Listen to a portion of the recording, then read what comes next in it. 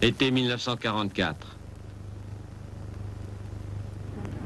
57 000 prisonniers allemands sont rassemblés dans les faubourgs de la capitale.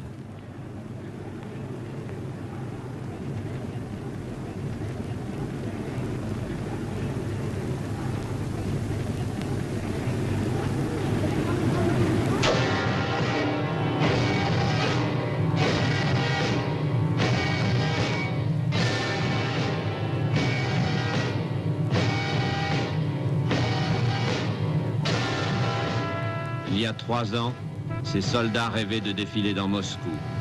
Mais pas comme ça. La bataille de Russie est terminée. La bataille d'Allemagne va commencer.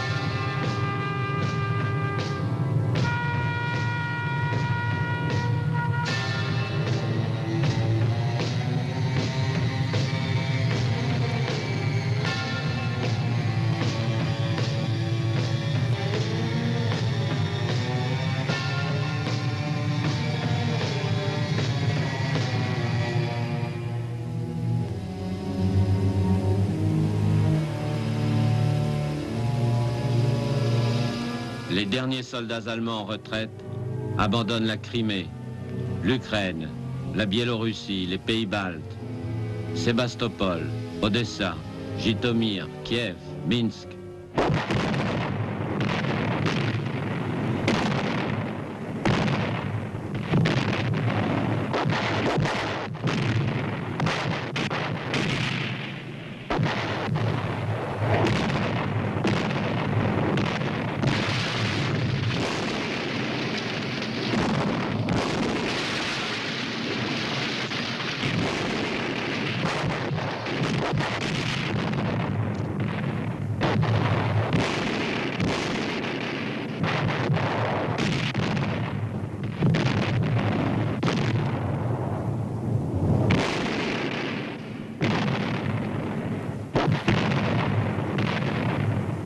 Automne 1944. À l'est, les armées soviétiques sont entrées en Pologne, mais elles marquent le pas devant Varsovie. La Roumanie et la Bulgarie sont occupées. Tito et ses partisans ont libéré Belgrade. À l'ouest, les Alliés ont libéré la France, la Belgique et la moitié de la Hollande. Mais il reste quelques ports tenus par les Allemands, les poches de l'Atlantique.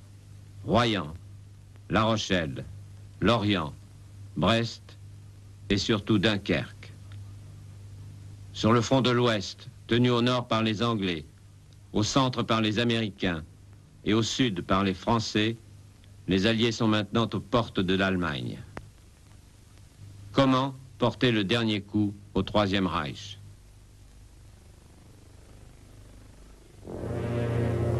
Une fois de plus, l'état-major allié est divisé. L'Américain, le général Eisenhower, commandant suprême, veut attaquer sur l'ensemble du front. L'Anglais, le maréchal Montgomery, lui, voudrait concentrer toutes les forces en un seul point, la Ruhr, et frapper un grand coup pour gagner les Russes de vitesse. C'est la vieille obsession de Churchill. Mais Eisenhower ne cède pas. Son obsession à lui, c'est d'être coupé de ses lignes de communication.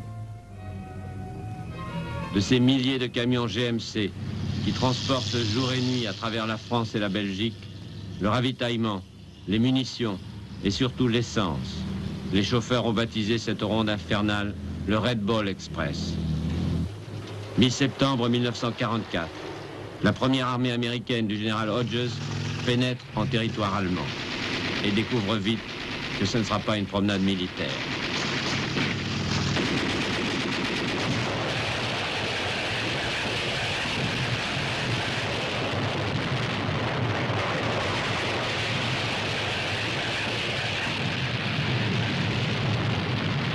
En un mois, les Américains n'ont avancé que de 10 kilomètres.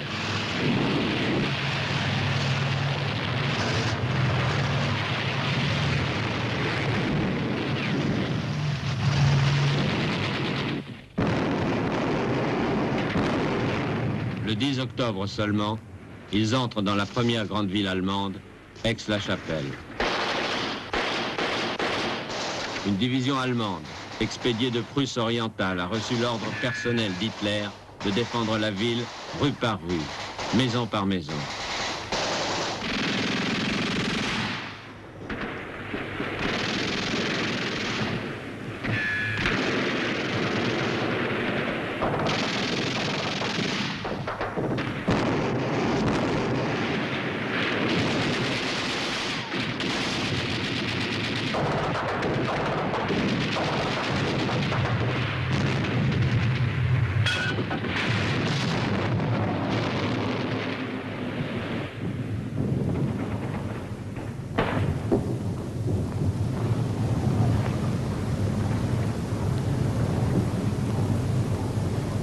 Après 10 jours de combats de rue, la capitale du Premier Empire, celui de Charlemagne, la ville où Hitler a proclamé le Troisième Reich, le Troisième Empire, tombe aux mains des Américains.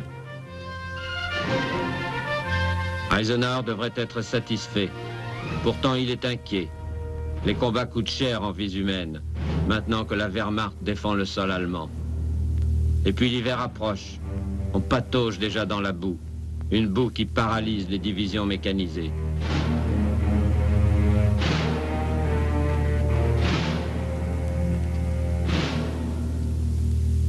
Et pour couronner le tout, il y a des élections présidentielles en novembre en Amérique. Les délégations de députés et de sénateurs se succèdent au front. Les hommes politiques se méfient des généraux trop glorieux, de ce Patton par exemple, qui gifle ses soldats. Madame la députée Claire Boothe Luce est une femme charmante. Mais attention, son mari Henry Luce possède le plus grand magazine des États-Unis. Et les électeurs n'aiment pas qu'on fasse tuer les Boys. Les Boys, eux, votent le premier mardi de novembre 1944. Et comme toute l'Amérique, ils choisissent pour président, pour la 4e fois, Franklin Delano Roosevelt. Depuis octobre, Eisenhower a ralenti les opérations terrestres. Mais il a toujours un atout dans sa main, l'aviation. Et surtout l'aviation de bombardement, incarnée par un Anglais, le maréchal de l'air Harris, surnommé Bomber Harris, Harris la bombe. Un homme qui ne se pose pas de questions et qui s'est donné un double but, briser le moral des Allemands, détruire l'industrie nazie. Depuis 2 ans, 8000 bombardiers anglais et américains basés en Grande-Bretagne déversent un tapis de bombes sur l'Allemagne, 24 heures sur 24. Le jour, les Américains, la nuit, les Anglais.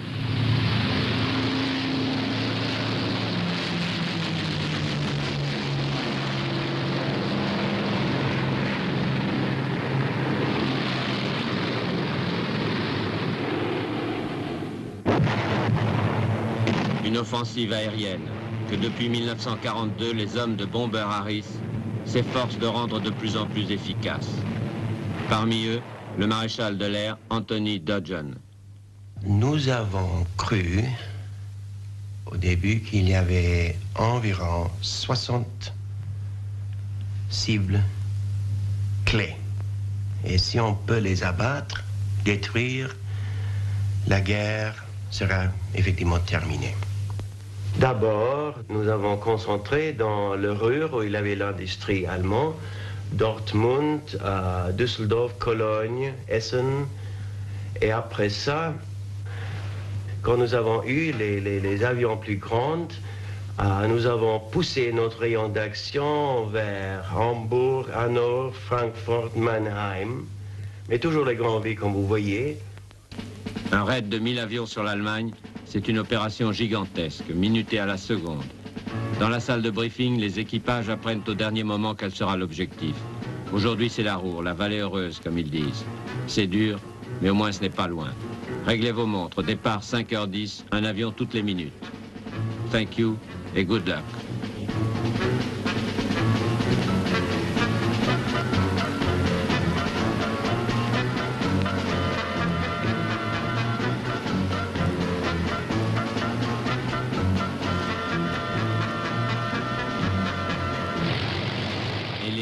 Boeing B-17, les forteresses volantes, décollent d'une vingtaine d'aérodromes disséminés dans le sud de l'Angleterre.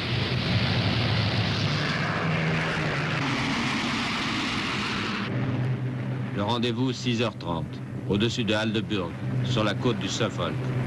Ceux qui sont partis les premiers sont obligés de tourner en rond et d'attendre 1 heure que les derniers arrivent. Tout le monde est là, en avant. Heure de passage prévue sur la cible, 7h47. Les 11 membres de l'équipage ont la gorge serrée. Le pilote, qui vient d'arriver du Texas, il a à peine 100 heures de vol. On lui a dit, t'en fais pas. Tu n'as qu'à suivre le gars qui est devant toi et tout ira bien.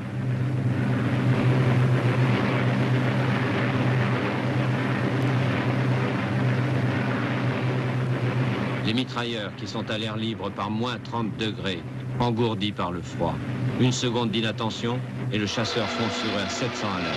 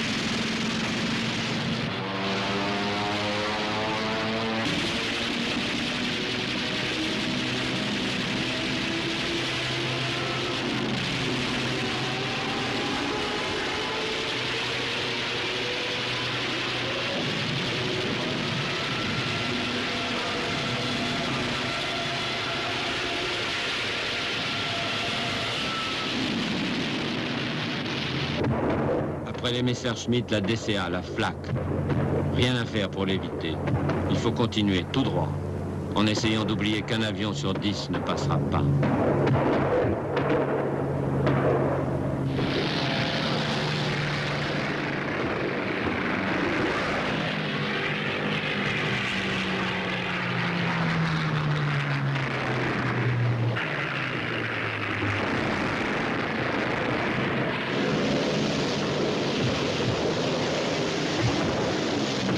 Pauvre Joe, c'était sa 30e mission, la dernière avant de rentrer à New York.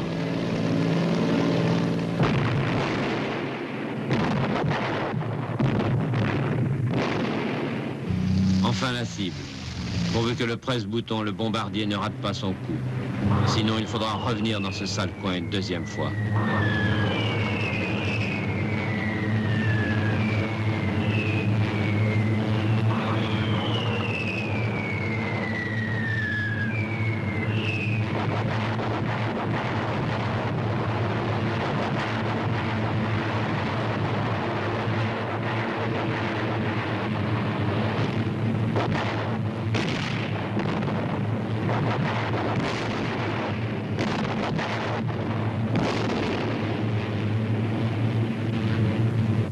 Sur le terrain, les mécanos qui attendent depuis des heures comptent 1 à 1 les avions qui rentrent.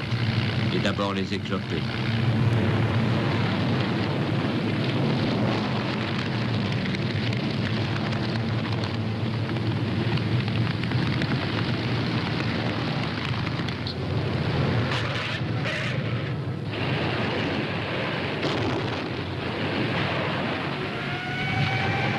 À la tour de contrôle, on entend à la radio la voix angoissée des pilotes. À court d'essence, demande priorité. Train d'atterrissage bloqué, demande priorité. 3 blessés à bord, demande priorité.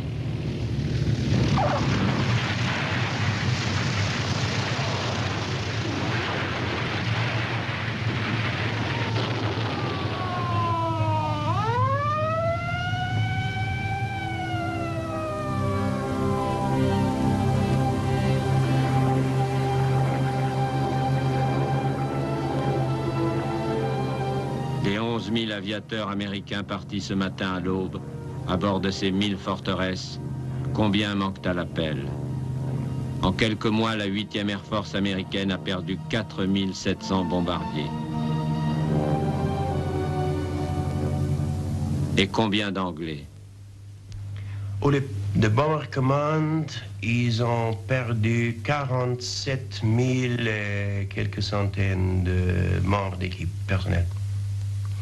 Ça, je crois que je peux illustrer peut-être en disant que de ma promotion de pilote-élève à 1 sur 6 ont survécu la guerre.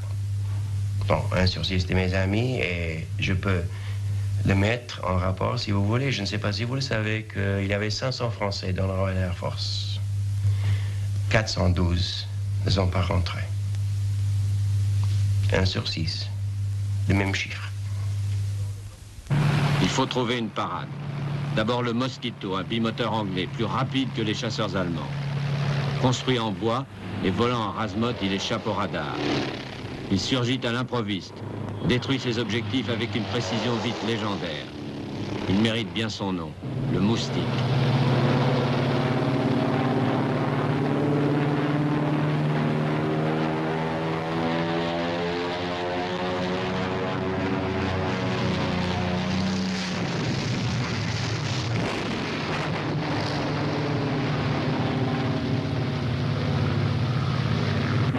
Deuxième parade, les chasseurs américains à long rayon d'action, les Lightning, les Mustang, les Thunderbolt. À partir de l'été 44, ils escortent les bombardiers et saignent à blanc la chasse allemande.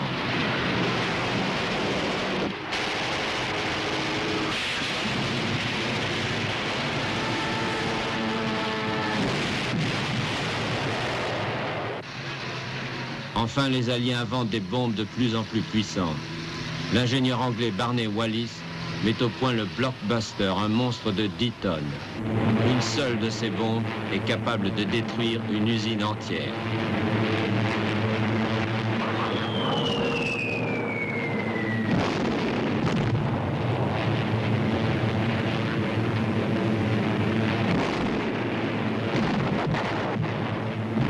De la Ruhr à la Silésie, l'industrie allemande est en ruine.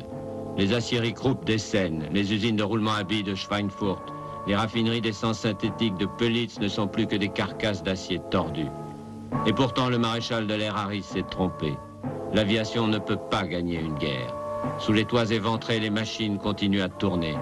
Mieux, l'industrie allemande n'a jamais autant produit. Un homme est responsable de cet exploit. Il s'appelle Albert Speer, il a 36 ans, il est architecte. Il a construit la chancellerie du Reich et depuis ce jour, il est devenu un des rares amis d'Hitler qui a fait de lui son ministre de l'armement. Comment a-t-il réussi, malgré les bombardements, à augmenter le potentiel de guerre nazie? C'est parce que j'ai eu un autre système d'organisation. Avant moi, c'était des officiers militaires qui s'occupaient de la production militaire, de production d'armement, et dans mon temps, je chargeais les meilleurs fonctionnaires de l'industrie, les techniciens, et ces techniciens, c'était une organisation nouvelle des techniciens qui étaient en charge de toute l'industrie. Oui, mais je veux dire, étant donné qu'il y avait tellement de troupes, d'hommes allemands sur le front, qu'il y avait tellement de prisonniers, de blessés, de morts, comment est-ce que malgré tout la production a pu continuer? Naturellement, c'était nous avons eu besoin des travailleurs et on a déporté beaucoup de milliers, des millions des ouvriers des pays occupés dans ce temps-là. Les industriels allemands sont contents de M. Speer et du parti nazi, qui leur fournit de la main-d'œuvre gratuite, des millions de travailleurs forcés, des millions de déportés. Au prix de ces millions de vies, l'Allemagne décuple sa production d'armement. 38 000 avions en 1944, 4 fois plus qu'en 1940. 41 000 canons, 8 fois plus qu'en 1940.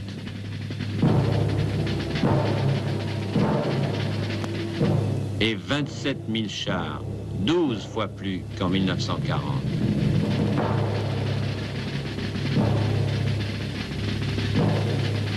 Aussi à l'automne 44, Hitler ne s'avoue pas vaincu. Alors que ses généraux considèrent déjà la guerre comme perdue et rêvent en secret d'une paix séparée avec les Occidentaux, pour se retourner contre les Russes, bien sûr, Hitler rumine un coup de théâtre.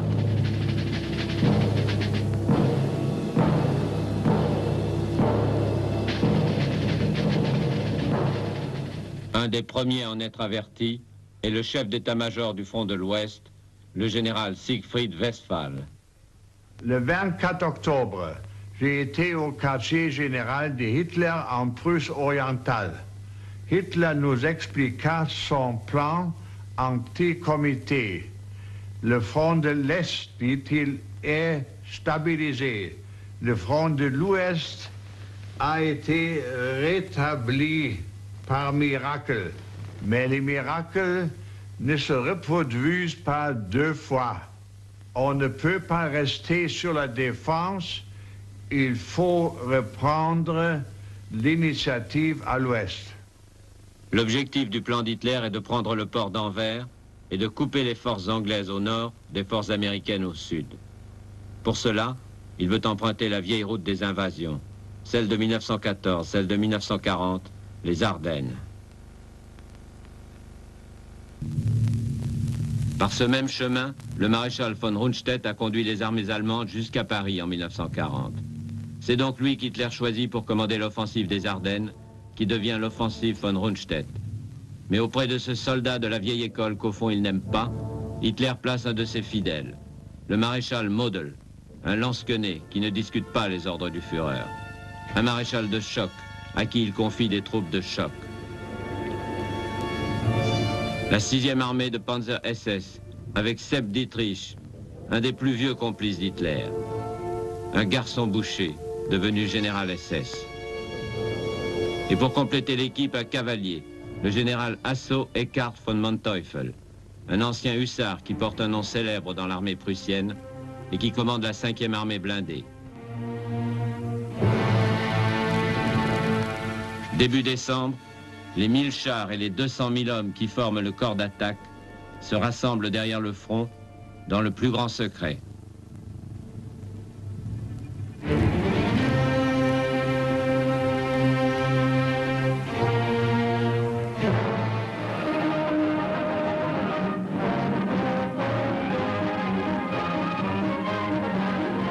Pendant ce temps, les actualités militaires américaines préparent leur édition de fin d'année.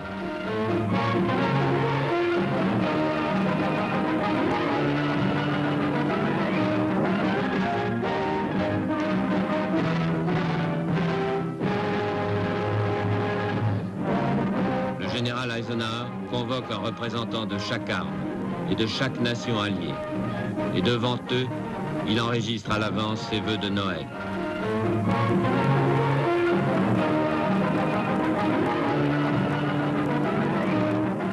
Speaking for the people of the United Nations, I should like to say thank you, men. Now, a Merry Christmas to all of you. If it doesn't happen to be so very merry this year, next year, we'll be sure that it will be. Good luck to all of you. Eisenhower est confiant. Ses officiers d'état-major, comme le colonel Serre, s'interrogent. A-t-il raison, oui ou non? Oui, je pense, à ce moment-là, il a raison, peut-être pour la confiance. Nous n'avons pas le renseignement du deuxième bureau contre cette confiance. Parce que tous les deuxièmes bureaux ont dit que c'est impossible pour les Allemands de faire une attaque. Même le maréchal Montgomery, au nord, il a dit dans le renseignement de son état-major que c'est impossible, surtout pour les Allemands, de faire une attaque ou une contre-attaque. Ils sont trop faibles pour cela. Dans la nuit du 15 au 16 décembre, 8 divisions de Volksgrenadiers, et 5 divisions de Panzer montent en ligne sur un front de 75 km. Tandis qu'ils s'infiltrent à travers la forêt des Ardennes, les soldats allemands rêvent déjà qu'ils vont changer le sort de la guerre. Comme en rêve un jeune officier qui commande le peloton de tête de la division Panzerlehr, le lieutenant Arist von Zurmühlen. Moi, je fais partie de la première ligne d'attaque, ici. Et avec mes 3 voitures blindées et avec mes 9 hommes, je devais prendre Bastogne, Saint-Hubert, Rochefort, Dinant. Ah!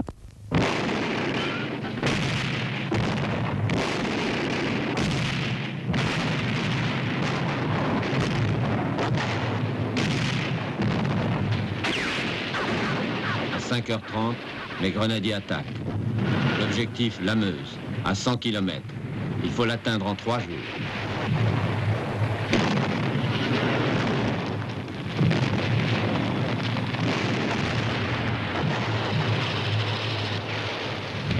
Fini la retraite, fini l'humiliation. C'est la guerre éclair, la Blitzkrieg qui recommence.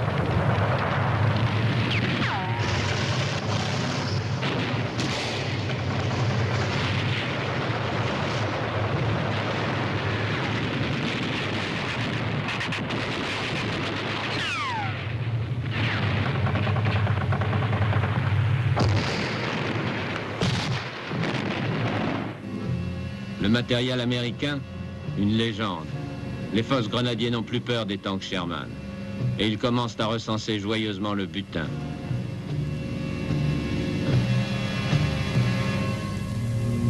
Pour les Américains, la surprise est totale. 10 000 hommes sont encerclés. 8 000 sont faits prisonniers. Les Bleus de la 106e division d'infanterie qui sont arrivés sur le front il y a 3 jours. Ils n'avaient jamais vu le feu. Les vétérans de la 28e division d'infanterie qui viennent de prendre Aix-la-Chapelle où ils ont perdu 6 000 hommes. Ironie cruelle, on les avait envoyés dans les Ardennes pour se reposer, dans un secteur calme.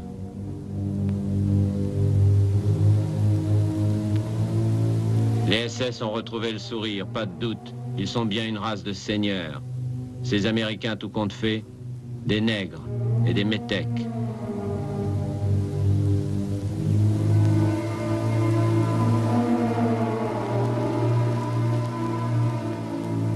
Le groupe SS du colonel Piper ne fait pas de prisonniers. Il les massacre. 155 dans la journée du 17 décembre. 19 Américains désarmés à Hounsfeld le matin. À midi, les hommes de Piper forcent les 50 gardes du dépôt d'essence de Bullingen à remplir les réservoirs de leurs chars, puis les mitraillent sur place. Enfin, dans l'après-midi, 125 prisonniers américains attendent dans un champ, ici, à Bonniez, près de Malmedy. Un char SS passe, les voit, s'arrête et tire dans le tas. 86 morts. C'était dimanche. Tout le monde était parti pour la messe à Malmedy. Sauf la tenancière du café, Madame Bodarvé. Les SS l'ont emmenée. On n'a jamais revu. Et un fermier resté pour nourrir ses bêtes, Henri le Joli, le seul témoin. Ils sont avancés avec le tracton. Et les gens plus ou moins donc, abattus là. Hein. Et moi avec Madame Bodarvé ici, donc, nous étions à côté de la maison et plus ou moins nous avons vu cela. Donc, c'était tout de même pour nous drôle de coup d'œil. Donc, nous avons même, je dirais bien, plus ou moins, de voir ça, plus ou moins, malgré que nous étions même allemands, qu'on avait même des sentiments allemands, plus ou moins révoltés sur la même affaire que ce que vous voulez. Mais on a fait. On s'est dit, c'est la guerre. Hein.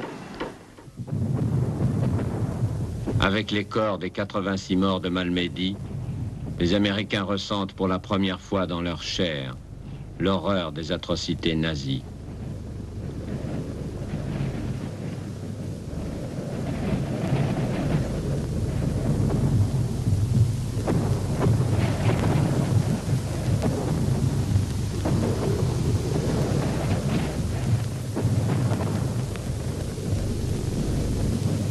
Aux États-Unis, c'est un choc.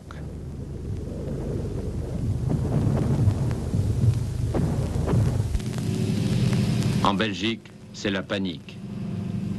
À travers l'Europe qui vient d'être libérée, de Liège à Namur, de Bruxelles à Reims et de Reims à Paris, la nouvelle résonne comme le tocsin. L'Allemand revient.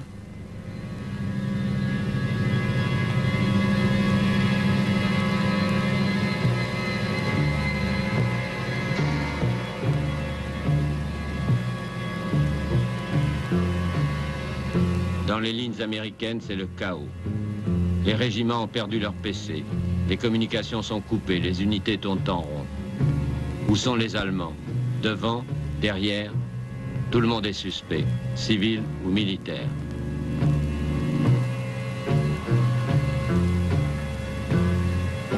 Amis, ennemis, on ne sait plus. Il paraît qu'il y a des parachutistes, et même des Allemands déguisés en soldats américains. Et c'est vrai. Des commandos SS du colonel Skorzeny se sont infiltrés derrière les lignes en uniforme américain. Skorzeny, le grand spécialiste des coups de main, c'est lui qui a délivré Mussolini. C'est lui qui a kidnappé le régent Horthy. Cette fois, Hitler lui a confié une mission très spéciale, l'opération Griffon. C'était nécessaire de sauver au moins 1 ou 2 ponts sur la Meuse. Et c'était mon premier devoir de prendre ces 2 ponts intacts. Et naturellement, pour arriver ici, avant l'armée allemande, il faut prendre les ruses des usagers des uniformes américains et de nous passer comme troupes américaines avec le but d'arriver une fois aux pontes, de quitter l'uniforme américain, de défendre les pontes. Ils prendre et les défendre les pontes à l'uniforme allemand. Ça, c'était une idée d'Hitler. C'était Hitler personnellement. Il a eu cette idée. Si. Vous les trouvez où, ces uniformes? Partiellement dans des camps de prisonniers. On a les trouvé dans des magasins alliés qu'on a récupérés avant, déjà près de Paris par exemple. On a fait une petite contre-offensive, on a trouvé un grand magasin. Mais on a trouvé seulement peut-être 200 ou 300. Vous aviez du matériel américain aussi? Aussi, de quelques camions, quelques jeeps. Mais pour, ça, j'ai réservé pour une compagnie spéciale des commandos, qui naturellement les commandos qui ont passé la fronte pour reconnaissance, pour détruire des routes, des ponts, des dépôts de gasoline, etc. Cette compagnie, avec des spécialistes, avec les meilleurs hommes qui parlaient parfaitement l'américain, mais les petites coutumes des soldats américains, le chewing gum, comment ouvrir un paquet de cigarettes, comment offrir des feux, et tout ça, on a laissé apprendre mes hommes. Parce que ce sont vraiment les détails qui sont les plus importants dans des cas comme ça. Ils ne sont que 300, mais dans un message à toutes les unités, le général Hodges, commandant la première armée américaine, décrète « Des milliers d'Allemands en uniforme américain opèrent derrière nos lignes. Ordre à la police militaire d'arrêter tous les convois, tous les officiers, tous les soldats, de vérifier leur identité et pour démasquer les espions, de leur poser des questions typiquement américaines. Qui est la fiancée de Mickey? Minnie. Qui est Dick Tracy? Un détective de bande dessinée. Qui est Rintintin? Un chien-loup de cinéma. En bon policier militaire, Georges Carnazo appliquait la consigne, il arrêtait tout le monde. Tous les hommes, tous les militaires, des petits soldats ordinaires jusqu'au général de plusieurs étoiles, quoi. Et tout le monde répondait? Tout le monde devait répondre. Parce que s'ils ne répondaient pas, alors nous étions obligés de l'amener au quartier général pour être interrogé. C'est arrivé, ça? Ça c'est arrivé plusieurs fois. Je me rappelle, il y a eu un fâcheux incident. Pour moi, j'ai arrêté un jeep Et à côté du chauffeur, il y avait un colonel. Alors il était très pressé. Alors moi, je lui ai posé une question qui, d'ailleurs, il a trouvé très fâcheux et très stupide et insensé. Alors lui, il m'a menacé de me mettre en prison si je ne laissais pas passer. Et moi, j'ai insisté que s'il ne répondait pas à ma question, que je devais le désarmer et l'amener au quartier général pour être interrogé. Alors là, il a hésité un peu et il a heureusement répondu correctement à ma question et je le laissais passer. Mais est-ce que aussi il y a eu des véritables Américains qui ont été pris pour des Allemands? Il y en avait aussi, parce qu'il ne faut pas oublier que nous avions déjà combattu en Normandie, nous étions fatigués, énervés et très émotifs. Et il y en avait parmi nous qui étaient très faciles avec la gâchette. Et ils ont tiré sur les vrais Américains, quoi. Et il y en a qui, malheureusement, étaient blessés, assez graves. En revanche, des faux Américains de Skorzeny, bien peu sont capturés. 4 en tout.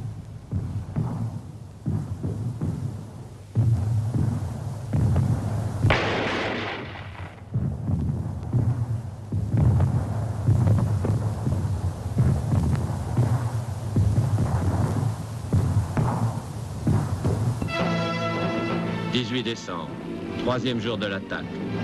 Au centre du front, les blindés et les grenadiers du général von Manteuffel ont eux aussi réussi leur percée et marchent sur Bastogne.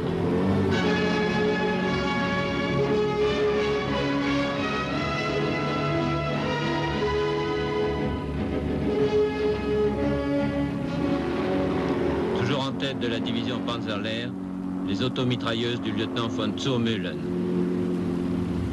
On avançait au milieu des Américains en fuite.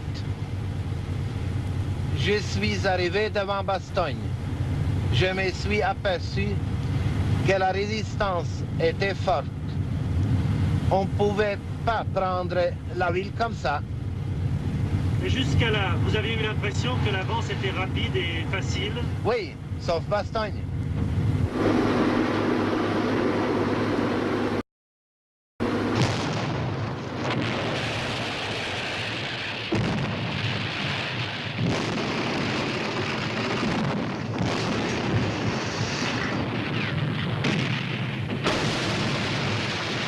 Dans Bastogne, les jeunes recrues de la 28e division américaine tiennent bon sous l'avalanche.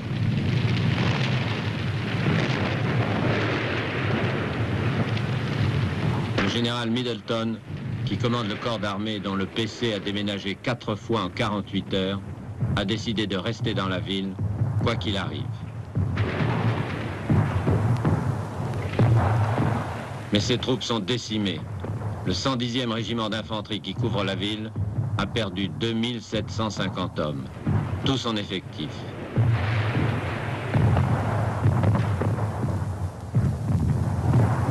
Au soir du 18 décembre, Bastogne est sur le point de tomber.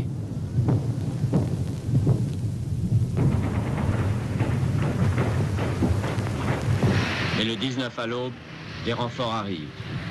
Les parachutistes, les 11 000 hommes de la 101e division aéroportée, qui viennent de Reims et qui ont roulé toute la nuit. Des vétérans du débarquement et des combats de Normandie qui reçoivent une mission de sacrifice, tenir Bastogne face à 3 divisions allemandes.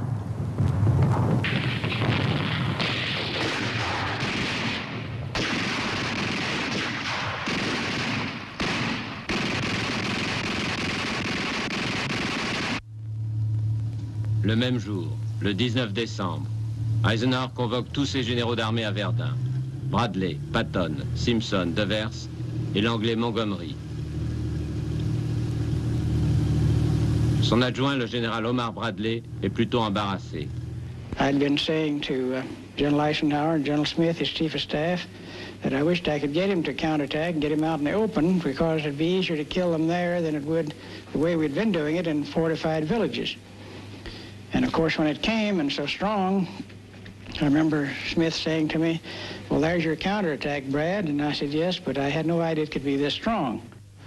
Le maréchal Montgomery, lui, envisage la situation avec un humour britannique. I sent the war office telegram, giving the story and saying what we were doing about it. And the last sentence read, "We can't come out through Dunkirk this time as the Germans hold that place." Pour Eisenhower, pas question de partir, mais au contraire de contre-attaquer. Il expose son plan. Au 4e jour de l'attaque, l'Allemand a avancé d'une trentaine de kilomètres. Il est clair maintenant que tout va se jouer autour de Bastogne, principal carrefour des routes des Ardennes. La première armée bousculée, désorganisée, n'a plus de réserve. Une seule solution, faire remonter les blindés de la 3e armée de Patton, qui se trouve au Luxembourg, à 100 km au sud. Les chefs d'état-major font observer à Eisenhower qu'il faut du temps pour organiser une contre-attaque de cette envergure. Alors il se tourne vers Patton. Tout dépend de lui. Il demande à général Patton, quand est-ce que c'est possible pour vous de faire cette attaque en support de ce contre-attaque allemand? Le général Patton a dit, dans 3 jours, je fais l'attaque. Et le général Eisenhower a tourné à général Patton, il dit, Georges, ne dites pas des conneries. Alors, il a tourné à ce moment-là, à la maréchal Montgomery, il dit, anticiper cette attaque en 6 ou 7 jours. Mais le général Patton a fait l'attaque avec 3 divisions en 3 jours. Patton, le fonceur, le général le plus discuté de l'armée américaine, le plus admiré par les uns, le plus détesté par les autres. Il tient ce pari insensé, faire pivoter de 90 degrés toute une armée au contact avec l'ennemi, en 3 jours, sur 150 km, malgré le froid et le verglas.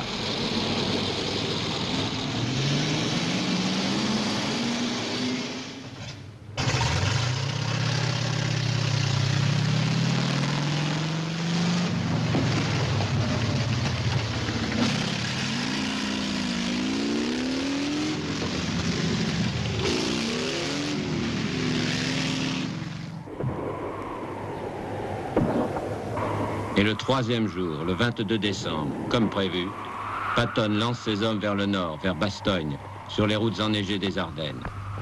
Avec eux, un jeune soldat de 16 ans, John Gint. Ceci était ma route. Nous étions venus à la rescousse de Bastogne. Le 6 Cavalry Groups, à qui j'appartenais, était une unité blindée, légère et très rapide de reconnaissance. Nous appartenions au fer de lance de l'armée Patton. Qu'est-ce qui était le plus dur pendant ces combats? Le plus dur était le froid. Ces routes qui étaient minées.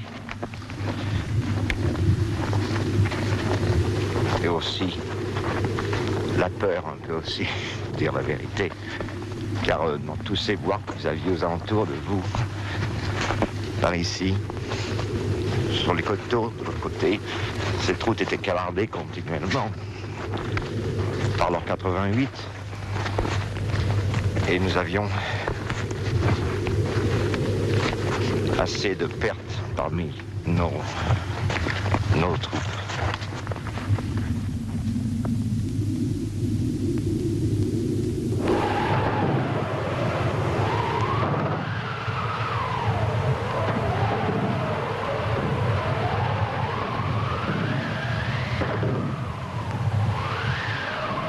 Le 22 décembre, journée fatidique pour tout le monde. Pour Patton d'abord, bloqué par une tempête de neige. Exaspéré, il demande à son aumônier de composer une prière spéciale pour que le temps change. Et il lui dit, mettez Dieu de notre côté, c'est votre boulot. Une prière, les aviateurs alliés en auraient bien besoin eux aussi. Ils sont cloués au sol par le mauvais temps depuis le début de l'offensive.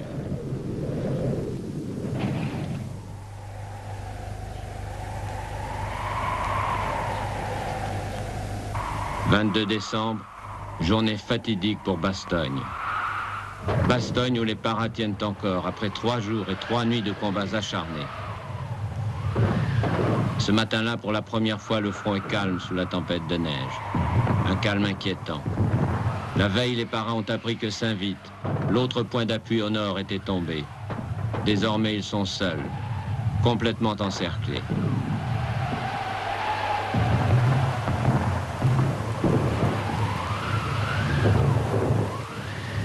Toute la matinée, les patrouilles de reconnaissance cherchent le contact.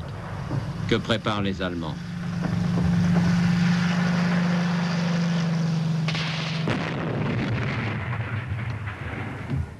Ils sont là, tout autour. 5 divisions maintenant. Plus d'illusions à se faire.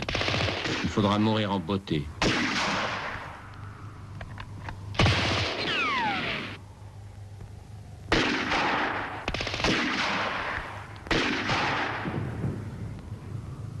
À midi, au PC de la division, une patrouille amène 2 officiers allemands. Ils apportent un ultimatum. Ils tombent mal. Grâce à eux, le général Macauliffe, qui commande les paras, va devenir le Cambronne de Bastogne. They said, "We have a surrender demand from the German commander." And they handed me the paper, one copy in English, one in German. I took the English copy and read it. And after I read it, I just said nuts. So they went out and typed it up to the German commander, nuts, signed the American commander. And Colonel Harper, who had brought in the surrender demand, took that message back to the Germans and handed it to them and took them back to the outpost line. The German colonel said, if this reply is favorable, I have authority to conduct further negotiations having to do with the surrender. And Harper said, if the reply is not favorable, it consists of the single word nuts. The German said, I understand English, but I don't understand nuts in this connotation. Harper says, it means the same as go to hell. Do you understand that? And the German says, yes, I do. 22 décembre, journée fatidique pour les Allemands. Bastogne résiste, Hitler n'avait pas prévu cela. Rundstedt s'était donné 3 jours pour réussir son offensive. Il a déjà 3 jours de retard, pour lui c'est raté. Il n'y croit plus. Ce jour-là, le maréchal von Rundstedt a demandé à Hitler d'arrêter complètement l'attaque. Hitler refusa, il espérait toujours prendre Bastogne. Pendant que 3 divisions allemandes poursuivent le siège de Bastogne, 2 divisions blindées, la 2e Panzer et la Panzerlehr, repartent à l'attaque vers l'ouest, vers la Meuse.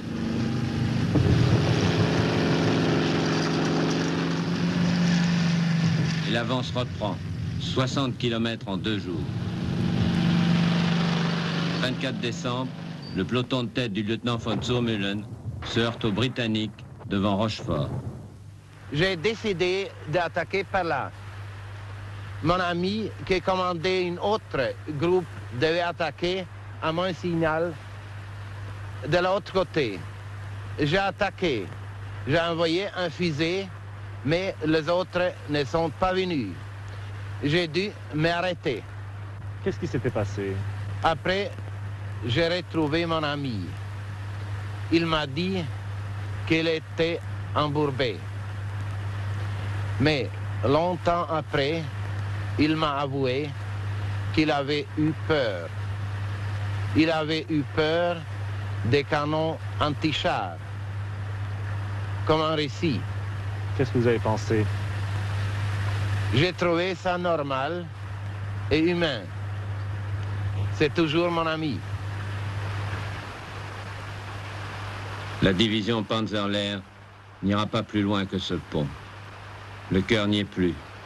La route a été longue entre Moscou et Bastogne. Il y a une chose que nous refusions absolument. C'était de connaître le nom des nouveaux officiers. On ne voulait pas leur parler, avoir les relations personnelles, commencer une amitié. Parce que on savait que ces jeunes, très jeunes gens, sans expérience, n'avaient aucune chance de survivre. il valait mieux pas les connaître. Alors, on restait entre nous, les anciens. Quel âge aviez-vous? 20 ans.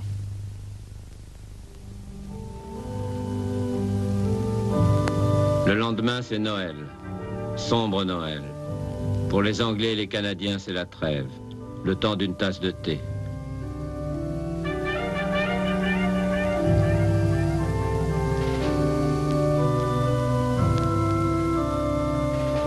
Pour les défenseurs de Bastogne assiégés, ce Noël, c'est le pilonnage d'artillerie le plus terrible du siège.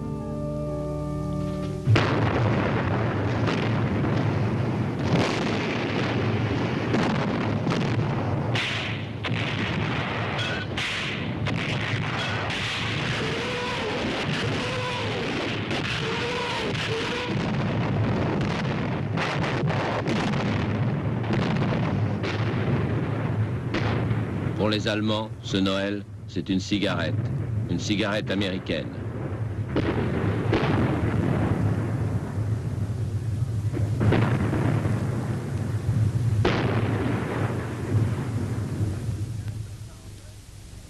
Depuis le 15 décembre, on n'avait pas dormi.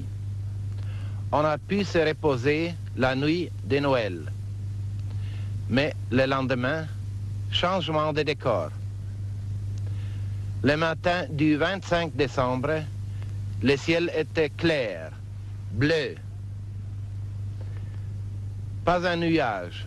Et aussitôt, la grande attaque de l'aviation américaine. Ça a été absolument terrible.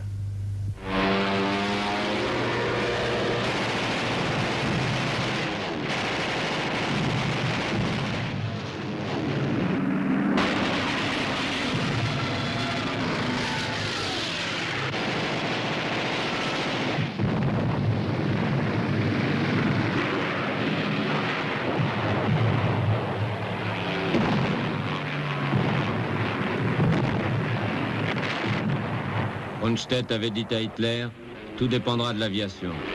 Il ne s'était pas trompé.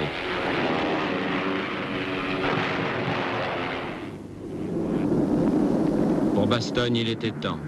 Les défenseurs n'ont plus un obus, plus une ration K, quand ils voient enfin arriver les vagues de Dakota.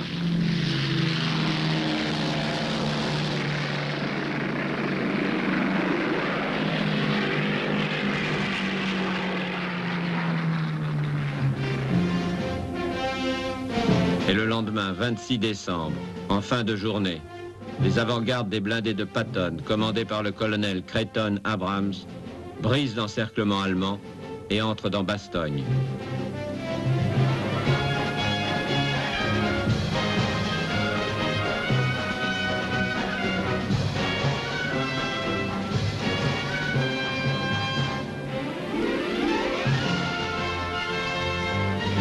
Grâce à ceux de Bastogne, à ceux de Saint-Vite, à ceux de Malmedy, à ceux de Oufalise, à ceux de Stavelot, l'offensive Rundstedt est bloquée.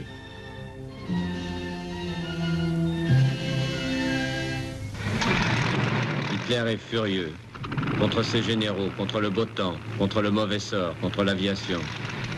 Alors le 1er janvier 1945, il jette tous ses avions disponibles dans la bataille.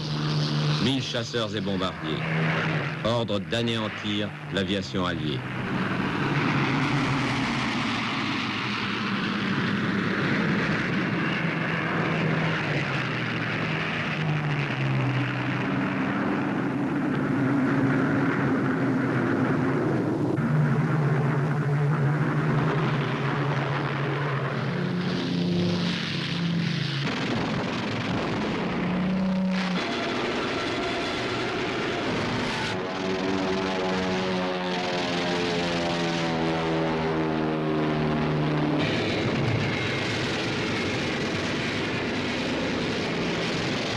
Les pilotes alliés qui fêtaient le nouvel an décollent en catastrophe.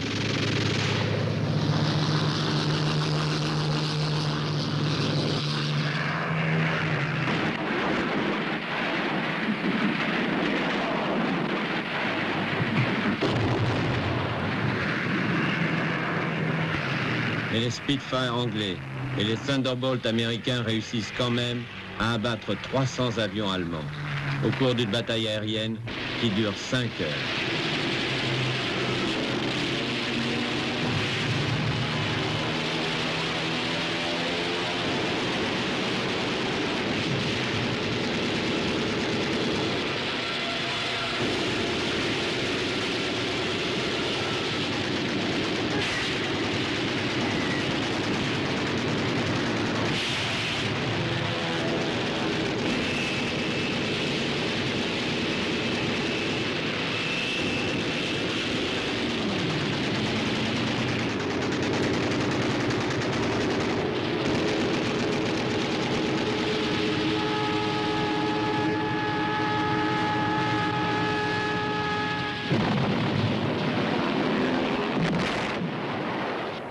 Sur les 27 aérodromes de Belgique et de Hollande attaqués par surprise, combien d'avions alliés ont été détruits ou endommagés au sol ce jour-là? 200 avouent les Alliés, 700 prétendent les Allemands. La vérité, c'est que les Allemands sont encore très dangereux.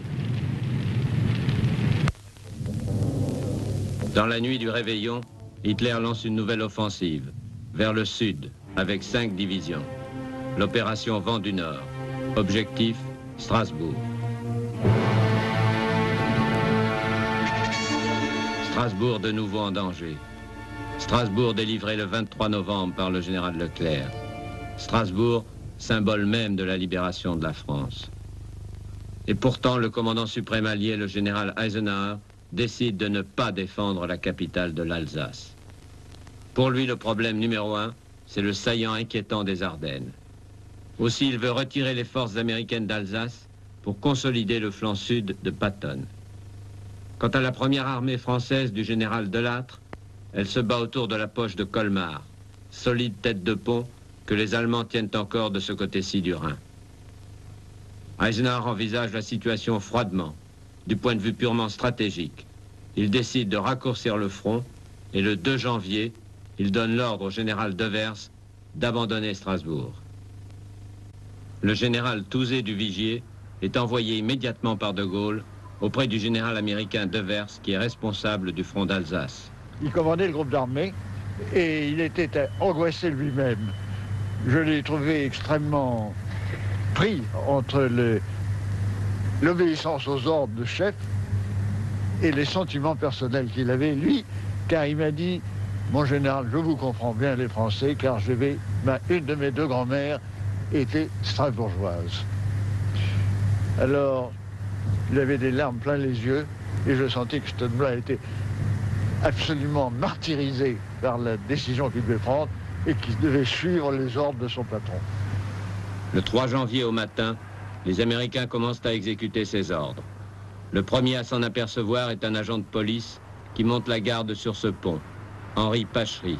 Au courant de la matinée, vers 10h ou 11h, une Dodge est passée et a ramassé, si je puis dire, le MP qui était avec moi. Je me suis retrouvé tout seul. Eh bien, c'est ainsi que nous avons compris que nous étions tout seuls à Strasbourg, car effectivement, nous étions seuls. Et la population, comment est-ce qu'elle a réagi? Bien, la population, d'après ce que j'ai pu voir, la population était quand même apeurée, effrayée, par le fait même que ces gens-là, il faut les comprendre, et qui avaient pavoisé lorsque Leclerc est arrivé sur Strasbourg.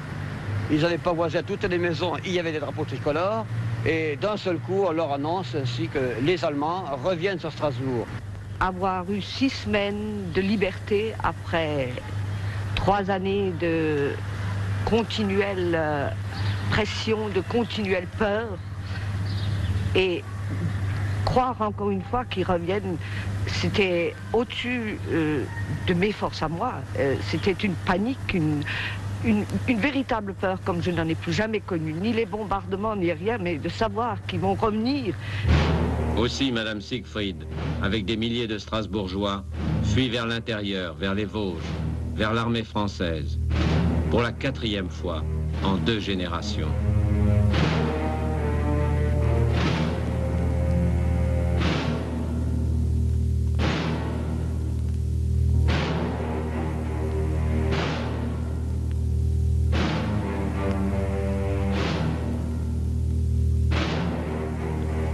Dans Strasbourg à moitié désert, les FFI organisent la résistance. Et le général Duvigier, qui a été nommé gouverneur militaire de la ville, court à Paris alerter le général Juin. Juin m'a pris par le bras et au poste gymnastique, nous avons été voir ensemble le général de Gaulle, qui devant la carte m'a fait répéter ce que j'avais appris la veille au soir à Vittel. S'est retourné très calme, comme toujours, vers son chef d'état-major, en disant « Juin, tu vas faire deux choses. Tu vas d'abord dire à De Lattre de prendre dans sa zone Strasbourg et de prendre la défense de Strasbourg à sa charge. La deuxième chose que tu vas faire, tu vas me préparer deux télégrammes, l'un à Winston Churchill et l'autre à Roosevelt, pour leur dire que je prends la décision de défendre Strasbourg quoi qu'il arrive. » Le 3 janvier, Churchill arrive à Paris en plein drame. De Gaulle et Eisenhower sont dressés l'un contre l'autre.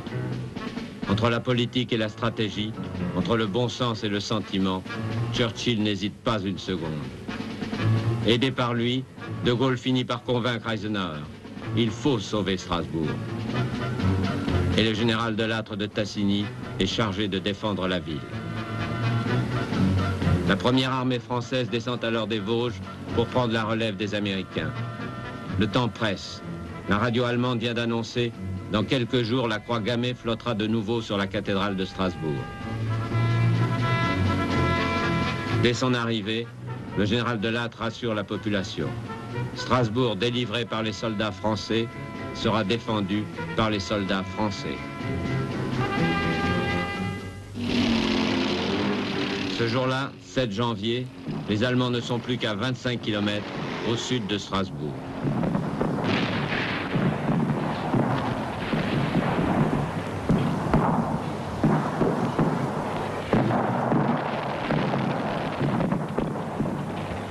Ils se heurtent d'abord à la première division française libre, à peine arrivée, et qui se fait massacrer pour ralentir leur avance. Ils font quelques prisonniers, les survivants du bataillon du Pacifique, pratiquement anéantis. Puis dans la banlieue de Strasbourg, les FFI de la brigade Alsace-Lorraine d'André Malraux subissent le choc sans reculer. Pour le général de Lattre et le général Duvigier, la situation est très grave. Au sud, à Oppenheim, le sacrifice de la première DFL et celui de la brigade Malraux à Kraft ont permis de stopper l'avance ennemie. Mais dans le nord, dans la région de Kielstedt, les Allemands ne sont plus qu'à 13 km de Strasbourg. Le 21 janvier, la 3e division d'infanterie algérienne, les anciens de Cassino, luttent pied à pied contre une nouvelle attaque.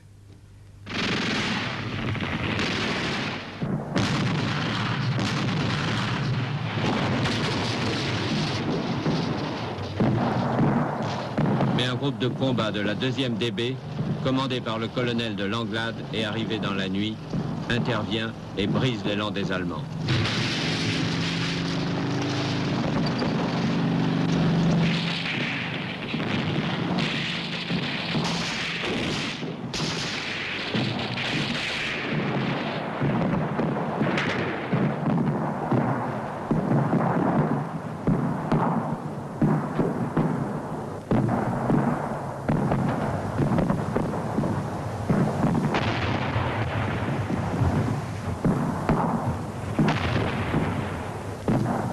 Strasbourg est sauvé. Et 2 semaines plus tard, la poche de Colmar est liquidée.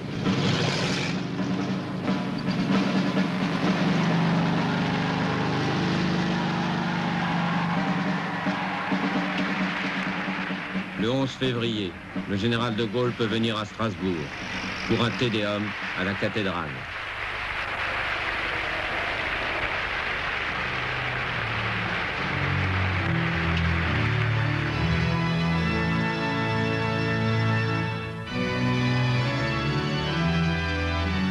La longue bataille pour la libération de la France est gagnée. Elle a coûté cher pour arriver jusqu'ici, jusqu'au Rhin. Et la guerre n'est pas finie, loin de là. En arrivant sur le bord du fleuve, chacun sait, chacun sent que là-bas, de l'autre côté, l'Allemagne encore redoutable se prépare pour le dernier combat.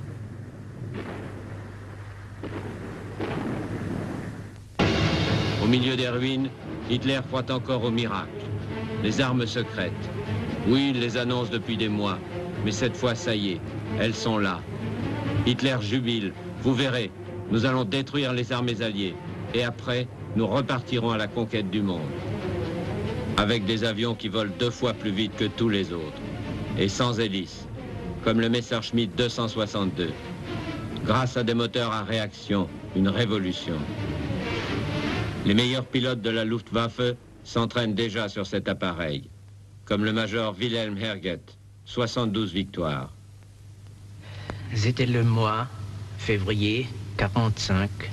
J'ai vu la première fois cet avion et j'avais aussi tout de suite une chance pour voler. Et j'étais vraiment surpris sur la vitesse. Oui. Ici, c'est un instrument pour mesurer la vitesse et cet avion faisait presque 1000 km par heure et c'était dans l'année 45 l'avion plus vite du monde.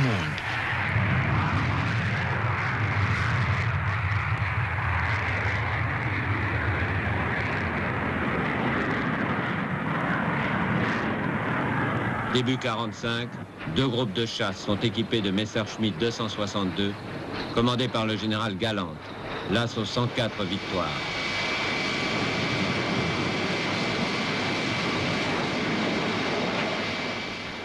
Encore un peu de temps, et ils auront bientôt l'avion fusée, le Messerschmitt 163, qui monte à 3000 mètres en 1 minute.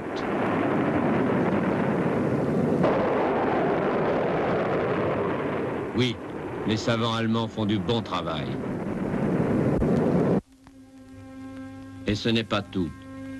Sur une île perdue dans la Baltique, au nord de l'Allemagne, à Peenemünde, ils sont 2000 savants et techniciens, l'élite des universités allemandes, rassemblés depuis 10 ans autour d'un projet ultra secret.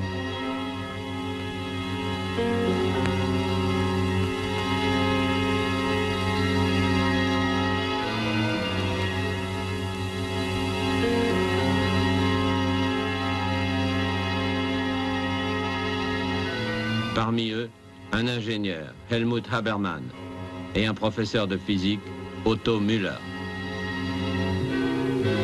Leur chef a 32 ans. C'est un jeune physicien de génie. Il s'appelle Werner von Braun. Depuis qu'il est sorti de l'université de Berlin à 19 ans, il ne rêve que d'une chose, l'espace. Pour le moment, la machine de guerre des nazis l'a mobilisé. Pour eux, il a fabriqué cette fusée. Mais ce n'est pas un engin pour aller dans la Lune. C'est une arme de représailles, une Vergeltungswaffe.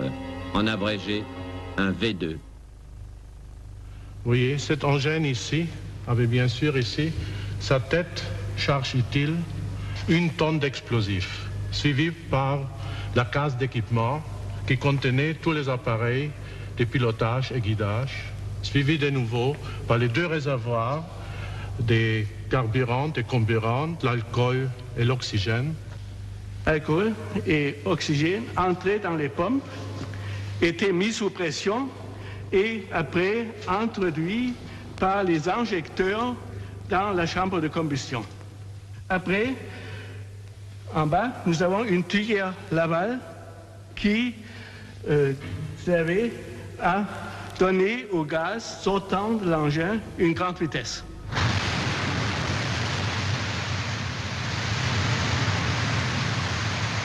Les premiers essais ne sont guère rassurants.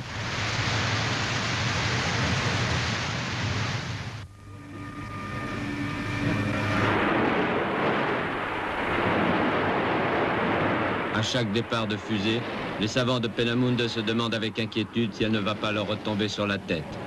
Et de temps en temps, cela arrive.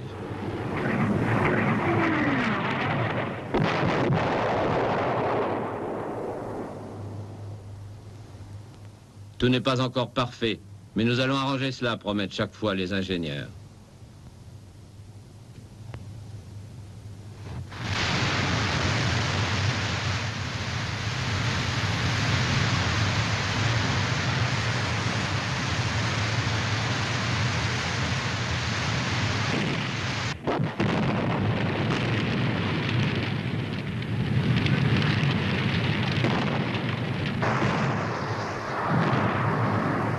Il fallait innover en tout. Téléguidage, ordinateur, radar. En 2 ans, tous les problèmes vont être résolus par l'équipe de savants de Werner von Braun et par le responsable du programme V2, le général Dornberger.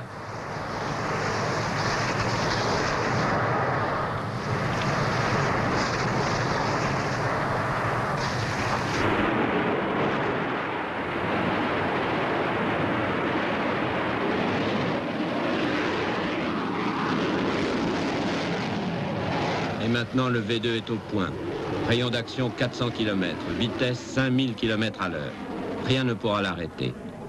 Et pour la défense, pour intercepter les bombardiers ennemis, les savants de Peenemünde inventent les missiles sol-air, le Schmetterling, le papillon, et le Wasserfall, la cataracte.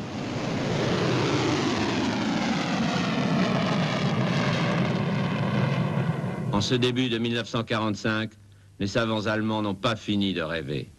On a encore pensé à un engin de longue distance, disons, qui permettait de parcourir 4000, 5000 km. Et qu'est-ce que vous vouliez bombarder avec ça?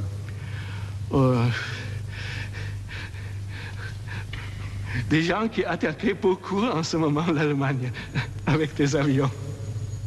C'est-à-dire? L'Amérique. D'aller plus loin, on n'y pensait pas à ce moment-là.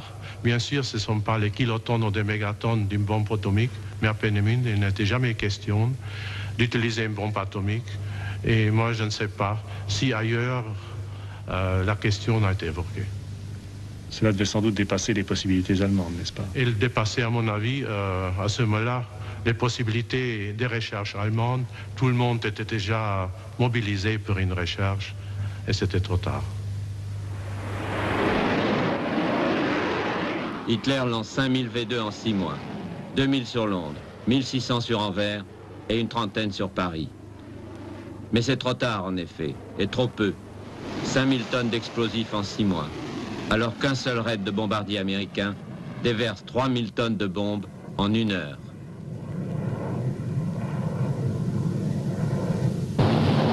Et en ce début 45, l'offensive aérienne alliée redouble de violence. Elle a pour but de briser le moral des Allemands. Après les raids de destruction, les raids de terreur. Le 3 février 1945, 1000 forteresses volantes approchent de Berlin, la capitale du Reich.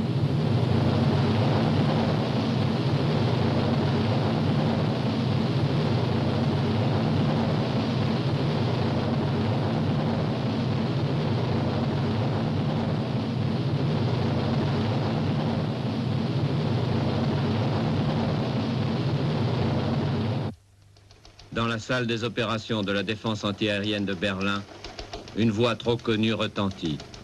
Attention, attention. Vague d'avions ennemis signalée au sud. Attention, attention. Achtung. Luftlagemeldung vom Divisionsgefechtsstand. Eine Welle der feindlichen Flugzeuge hat die Flakzone im Süden erreicht und wird durch Flakartillerie bekämpft. Achtung, Achtung.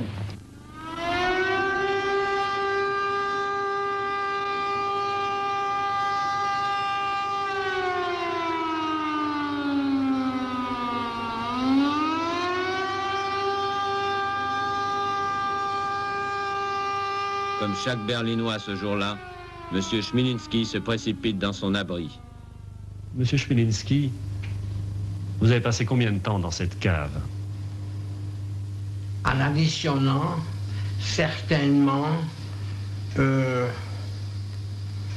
plus de 100 nuits pendant la guerre. C'est-à-dire surtout dans les mois après le mois de novembre et particulièrement à partir du mois de janvier 1945.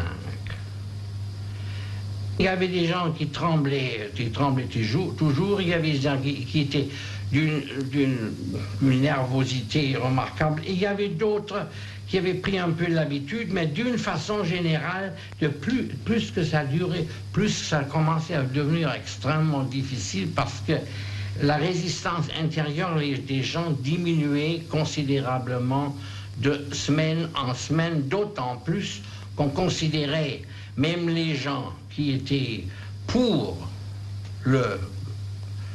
Hitler et compagnie, trouvaient à la fin que c'était insupportable. Ma femme, qu'elle a dit à fin mars, si enfin je pouvais une fois dormir quelques jours l'une après l'autre, pour ça je donnerais à peu près tout ce que je pourrais donner.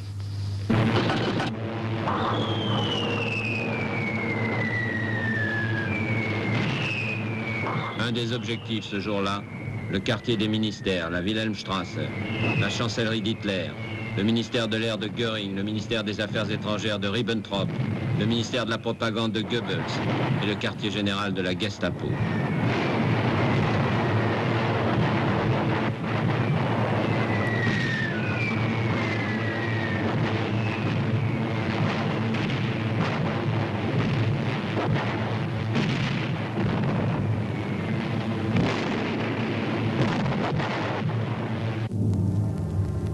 Depuis un an, 1 million de tonnes de bombes écrasent les villes allemandes.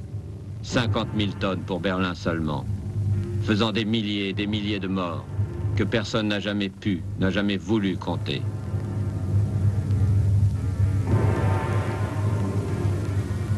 Et 1 million de sans-abri.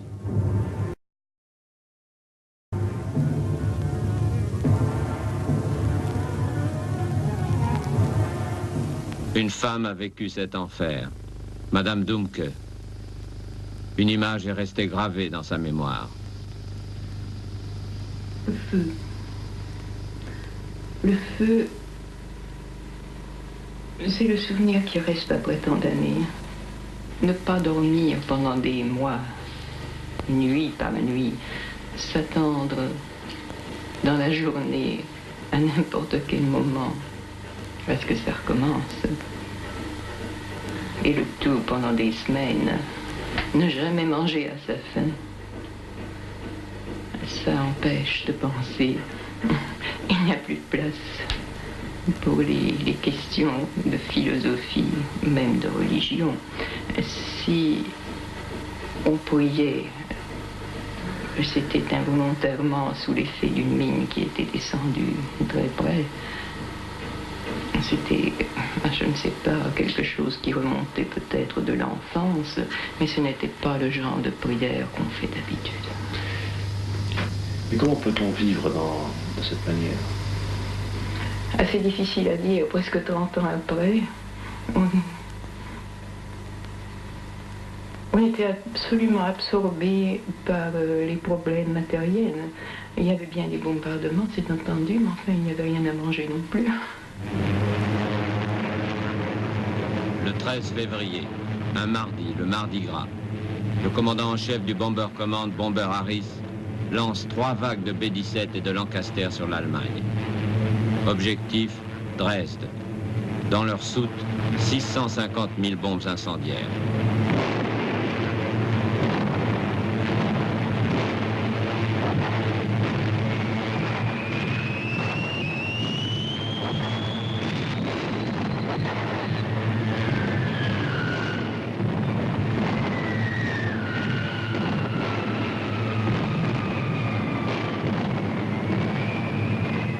Après l'attaque, les flammes sont visibles à 300 km à la ronde.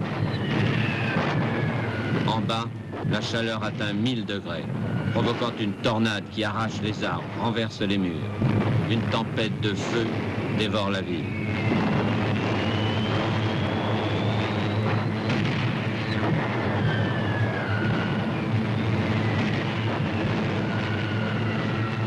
Et 135 000 personnes, hommes, femmes, enfants, périssent dans ce brasier, en quelques heures. Est-ce un cas de conscience pour les pilotes de bombardiers, comme le maréchal de l'air Dudgeon? 135 000 personnes tuées, plus qu'Hiroshima. Est-ce que ce raid sur Dresde était justifié? Je crois que c'était justifié à ce moment-là, parce que c'était notre but essentiel de éliminer le désir et le potentiel pour les Allemands de faire la guerre contre nous. Naturellement, M. Goebbels faisait du propagande que nous attaquons toujours les objectifs qui n'étaient pas l'industrie, etc. comme ça, mais c'était vraiment, c'est pas ça. Pour le pilote, l'équipe, il fait son devoir et c'est très dangereux. On peut revenir après, en arrière-pensée, si vous voulez, avec des larmes de crocodile. Ah oui, si on n'a pas attaqué cette ville ou cette ville-là, oui, bien sûr. Mais à ce moment-là, c'était le désir absolu de terminer la guerre. Une guerre qu'à Berlin, les nazis jurent de mener jusqu'au bout, jusqu'au dernier Allemand. Ich schwöre bei Gott diesen heiligen Eid.